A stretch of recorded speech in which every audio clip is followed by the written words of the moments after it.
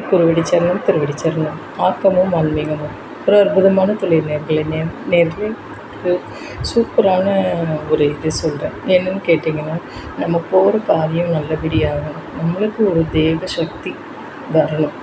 அப்போ நம்மளை பார்க்குறவங்க ஐயோ இவங்க ரொம்ப இதுவாக இருக்காங்களேன்னு கையெடுத்து கும்பிடுவாங்க.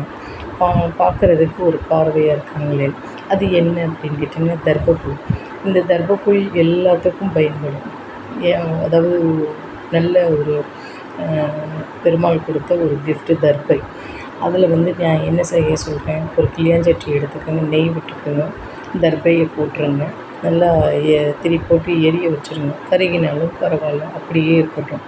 நல்லா அந்த கறி இது இருக்க பாருங்கள், அதை நெய்யில் கண்மை மாதிரி இருக்கணும். அதை எடுத்து இங்கே வைக்க சொல்கிறேன். இங்கே வச்சுட்டு போனீங்கன்னா போகிற காரியம் அவ்வளோ நடக்கும்.